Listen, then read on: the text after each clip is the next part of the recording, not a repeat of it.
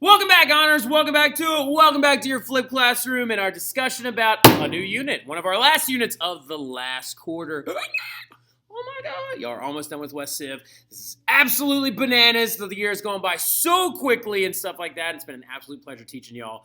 It's been so much fun and stuff like that. It's going to be awesome. It's going to keep going, but we're not done yet. We still got 3 units to bang out and stuff like that. We're now starting unit number 9, right? Unit number 9. 9. Count them. Number 9, all right? And the title of this next unit is going to be called it's named after one certain person, one specific individual, the rising star of the revolution. The sun is now shining, of course, on none other than anticlimactic. There we are. Napoleon Bonaparte, right? So the big thing about this unit is let's go ahead and start it off. It's going to be unit number 9. Unit number 9. Unit number...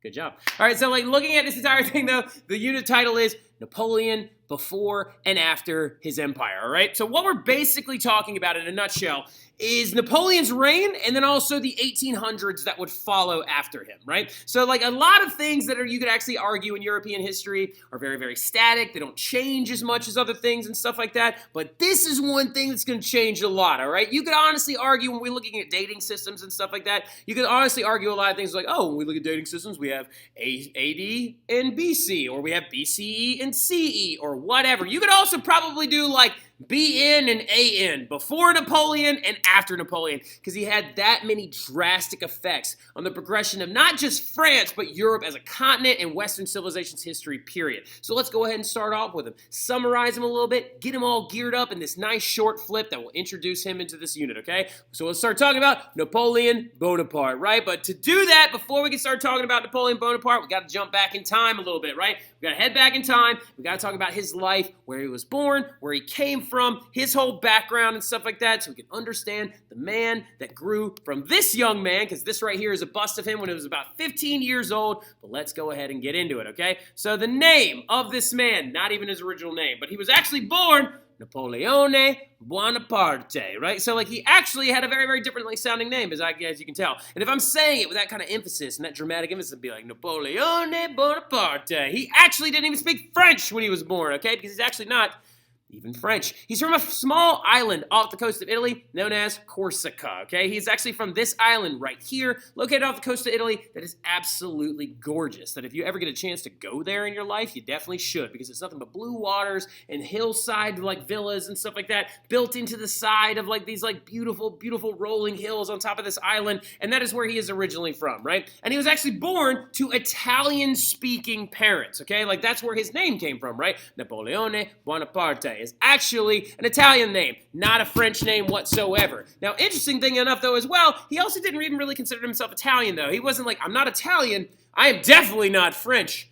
I am Corsican, okay? So a big thing that he's actually going to live with for most of his life is his Corsican nationalism, right? He's actually going to consider himself ethnically Corsican for much of his life. He's going to pop up at a couple random times in this whole story and stuff like that. But when he was a young man, he was born with several siblings to a father, Carlo, and Marie Joseph, all right? So like, and Marie, his like mother and stuff like that, him and her were very, very close, right? Him and his mom were so close, in fact, that she supported him through his entire career, right? There's actually this one point later on in his story, in his life, he gets exiled to this small island off the coast of Italy called Elba, and he went up to his mom. He's like, you think I should run away and escape? She was like, go achieve your destiny, sweet boy. And literally, she was always there. They were always super, super tight, big-time mama's boy, but not the same for the relationship that he had with his dad, right? His dad and him actually ended up kind of really, really butting heads, and he never forgave him for one particular thing. And the thing he never forgave him for was giving up the land of Corsica to the French, okay? So like Corsica being that small island, having a lot of natural harbors on it and stuff like that, and being right next to Italy and right above Sardinia, the thing about it was that the French looked at this island, they were like, look, if we take this bad boy over, we can make a lot of money off this midway point stop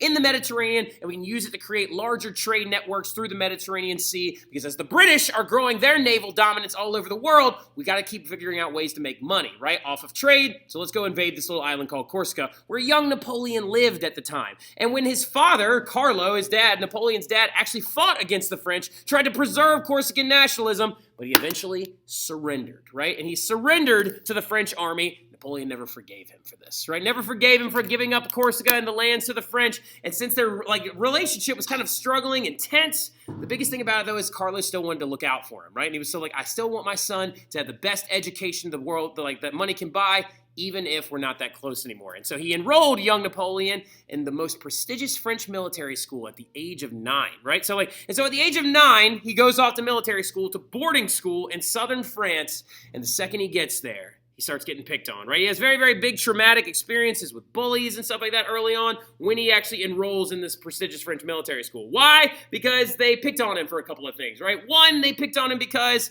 he was kind of short, right? So he was a little bit shorter than most when he was young and stuff like that, mainly because he was a late bloomer. But really, really quickly, okay, just because he entered into puberty and stuff like that later in life, because all the other boys were taller than he was for a little while, and their voices were changing and his wasn't at the time. Something this is going to predicate, though, is a very vicious myth about this man, right? Fun fact, Napoleon actually wasn't that short, all right? So he was 5'7", 5'6", which was about average height at the time of all French people. Now, granted, there's a big thing that you got to kind of factor into this. It's like, that's including poor people who didn't eat very well and then also rich people who did. But still, at the time, he was about average height when he did grow up and he did pass all these different developmental stages and stuff like that. But at the time when he was young, he was shorter than most. He was a little bit of a late bloomer, and they picked on him for this. They also picked on him because he spoke French with an Italian accent, and also he had an Italian name. So the thing about it was, he didn't have a lot of friends when he got there. So what did he do? He became obsessed with studying. That's right, the Napoleonic genius military mind was grown because of bullies. So think about that the next time you want to pick on somebody. If you do that, they might go into their room, become obsessed with studying, become one of the best military generals ever, and just take over all of Europe, right? So, be nice to people. So the thing about it, though, is he became obsessed with studying. He started reading volumes of texts on Julius Caesar and his battle tactics, and Alexander the Great, his battle tactics, and all these other amazing military minds of the day, and he started trying to apply them to modern military structure, and he ended up becoming a brilliant young military strategist, and he even tried to emulate many of these thinkers. That's why he actually grew his hair out really long and stuff like that, because he wanted to look like Alexander the Great, had just unfurled, untamed mane hair and stuff like that, right? But he ends up graduating from this military school in 1785 with honors, right? With honors, and he is applying his brilliant military strategy as a lieutenant in the French military, and he is a lieutenant of the artillery, right? So the big thing about the artillery is that's cannons and cannon fire usage, right? So when the revolution breaks out, though, just 4 years after he graduated, while he's a lieutenant in the military, at first, he kind of has a little bit of an issue with it, right? So whoa, got a little bit big. So now look, going to the big thing about it, though, that we need to understand is he enters into the Revolutionary Army as an officer, right? As a lieutenant, not an enlisted man, as an officer. When he goes in, now he does struggle with a couple things. There's something I'm not talking about right now, mainly because I don't want it to confuse you and also because I'm not going to test you on it. But the biggest thing about it is, though, is he actually does go back to Corsica for a little while and tries to help them fight for independence, and then he's like, I don't know about it.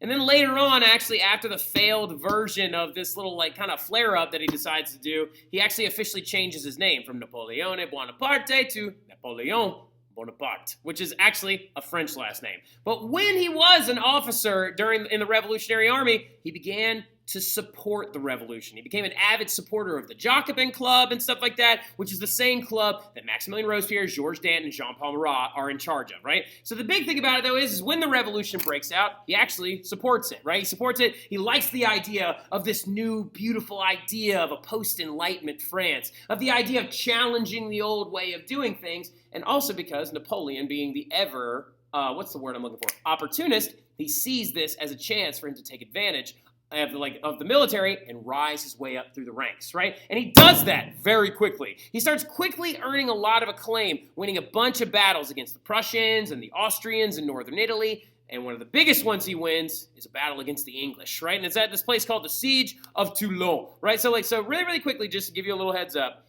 it wasn't very hard for him to move up in the military at this point in time, mainly due to the fact that a lot of nobles that were in charge of the military at the time are running away from France because they're afraid of being executed. Kind of just like the Marquis de Lafayette. By the time the revolution begins and he's in charge of it and leading the National Guard, the Marquis de Lafayette I'm talking about right now, by the time the French army enters into a war with the Austrians, he goes up there, the Reign of Terror then begins a little bit later on. the Marquis de Lafayette gets arrested by the Austrians on purpose. He's like, just arrest me. I don't want to go back. They're going to kill me and stuff like that. So the thing about it is lots of nobles did what Marquis de Lafayette did, and they ran away. So when Napoleon showed up at this particular battle, the siege of Toulon, which is a small city in southern France, when he arrived, the guy that was in charge of the military before he got there, in charge of the French military before he got there, was actually a painter before the revolution started. So he was just like, oh, well, I'm actually a military graduate. You just painted pictures. I got this. And so he took over the siege of this small city called Toulon in the south of France, right? And what they were doing, and the reason why he's attacking a city in France, some of you are like, why would, Mr. Terry, hold on, pump the brakes. Why would Napoleon attack a city in France? I thought he was fighting for France at this point. Well, he was. But remember, 1793. The Reign of Terror has now begun. And the thing about it is that Toulon did not like the direction that the revolution was going in. And they were a counter-revolutionary city. And they started trading with the British. Yes, disgusting. Nobody likes that idea, right? You don't trade with the British, right? So, especially if you're French at this time. The British are strong, military powerhouses, have economics all over the yin-yang. That's not nationalistically French. So they send Napoleon and his artillery in to siege the city, use an elevated position, and beat the British army back. Now, a lot of people think thought he wasn't going to be able to do it because the British just don't win. They just don't lose, right? The British don't lose battles.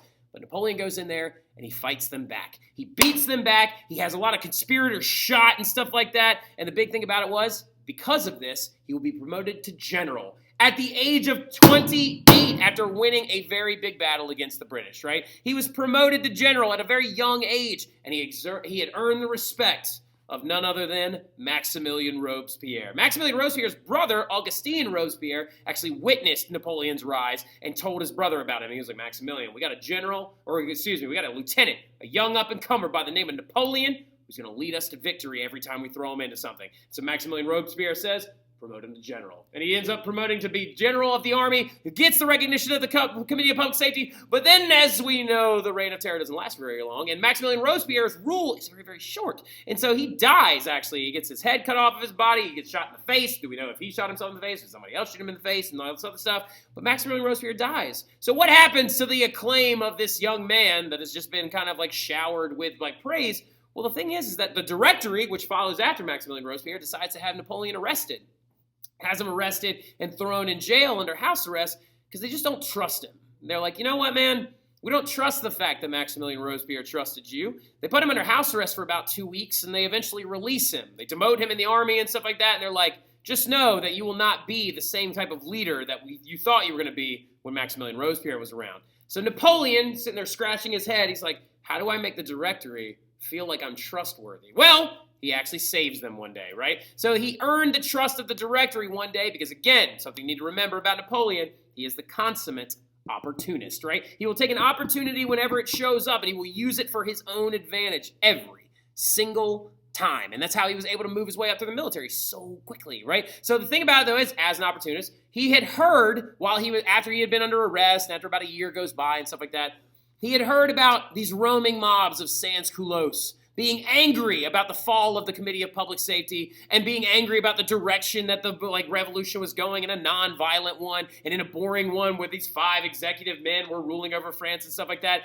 And so they had heard that a riot of sans-culottes members might occur and they might actually try to attack the Directory and kill them. Well, that did happen. A huge mob of sans-culottes members met up outside of the same meeting hall where the Council of 500 and the Directory showed up. And so Napoleon rolled up there with cannons ready to fire, and he shot at all of them, right? Napoleon, standing out in front of them right here, said, men, wait for their charge, right? And the sans-culottes members start charging at the cannons and stuff like that. And Napoleon says, don't fire until you see the whites of their eyes, right? A very, very famous saying, now actually used in a lot of different military movies and a lot of different military pros, is the idea of don't fire until you see the whites of their eyes. And he shot them with a bunch of cannons and killed several people that day. And he shot them with this stuff called grape shot, right? And grape shot is kind of like a shotgun shell. I'm sure Elena knows what this is and stuff like that because I know she hunts and stuff. Well, a shotgun shell doesn't have just one bullet, it's got many, right? And so they were shooting grape shot at them to get the crowd to disperse and stuff like that. Now, there are several historians that call this a massacre and stuff like that. They're like, oh my God, Napoleon just killed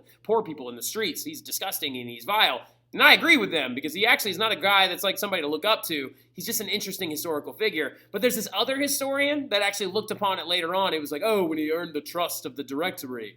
He shot them with just a whiff of grape shot. So like trying to downplay it because a whiff is like a nothing, you know what I mean? But the whiff of grape shot event is really big, and so he ends up earning the trust of the Directory now, right? And so he then is reappointed as general and given the command of the army of North Italy, right? And so he decides to embark on a very, very ambitious campaign.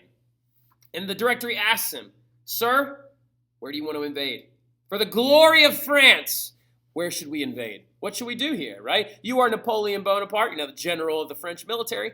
Where do you want to go, right?" And he decides he wants to try and take down his biggest rival, the British, right? He decides, he's like, we need to curtail those Brits over on that island. We need to limit their growth. We need to stop their colonies. We need to interrupt their trade. We need to destroy them from the within, right? Because the big thing about it is what can you not do to the British? You can't invade them directly. No one's invading the Isle of Great Britain directly. No one's done it since William of Orange did it in the Glorious Revolution, but he was asked to come over there and do it, right? Like, so it's a little bit of a different story. Well, the thing about it is, though, is he wants to attack the British, and he decides the only way we can do this is by destroying their wallet and attacking them and their trade, right? And so he decides to go after them. But the big question to ask yourself, though, is like, well, why the British? Like, why them in particular? Like, why did he want to go and do this to them? Well, a lot of it had to do with the fact that the British Empire was growing significantly. Their trade was now worldwide. Their navy was unstoppable. So the big thing was he wanted to try and limit their growth and promote the growth of France, right? And another reason why is because they made fun of him all the time, right? This is a British political cartoon right here, actually coming after the invasion that he's about to do, showing Napoleon being very small and short in stature and stuff like that. They would call him the little general all the time, and that's why most people think he was so short. They also said he was vicious and that he had the blood of the innocents on his blades and that he would actually do these big, they do make these political cartoons showing him killing and stabbing innocent women and children and stuff like that. So he just hated their guts, right? Because he was like, they're making me look bad, and also I don't like how powerful they are, right? So he decides to go off, and he's like, we must invade one central location. None other than Egypt. Wait a minute. Egypt? Why are we invading Egypt? Okay, Mr. Terry, pump the brakes. Back up, Terry. Bag up, Terry. Put it in reverse, Terry. Put it in reverse. Oh, Lord, Jesus. Oh, Lord. Why Egypt? Really? So why would you go after Egypt? That doesn't sound like very British. It's not like they're over next to the pyramids going, oh, tip-top cheerio. Well, the reason why they want to go and invade Egypt is due to the fact that he wants to cut off their trade, right? And this is where we're going to start in class tomorrow. He wants to sever their trade link from Great Britain to India. And Egypt is the middle point between those two because the British would actually go in, wrap around the Iberian Peninsula, unload all their stuff off in Egypt, pick it up, move it over the land to the Suez, and then go by boat the rest of the way. So they didn't have to go around Africa because that wasted them a lot of time, wasted a lot of money. So the big thing about it is they were like, look, Napoleon says if we invade Egypt, right, if we cut them off at the source, they'll have to go all the way around Africa. It'll take them way longer to move all their product and stuff like that, and we can destroy them economically, right? So the thing about it, though, is he does have a couple of early victories, right? He actually has a lot of early victories on land, okay? So the thing about it is he had this one big victory at this place called the Battle of the Pyramids. He had another big victory at this place called the Battle of Cairo against combined Ottoman and British forces. But the invasion was ultimately a failure, right? Which is not something Napoleon's used to. He doesn't lose battles very often, right? But an invasion's an ultimate failure because he lost the key battle at the mouth of the Nile River. It's called the Battle of the Nile. And he lost it against a very, very important man, a man by the name of Admiral Horatio Nelson. And we'll talk about him, and we'll talk about the invasion of Egypt a little bit more when we get back in class. But I'll see y'all soon. Y'all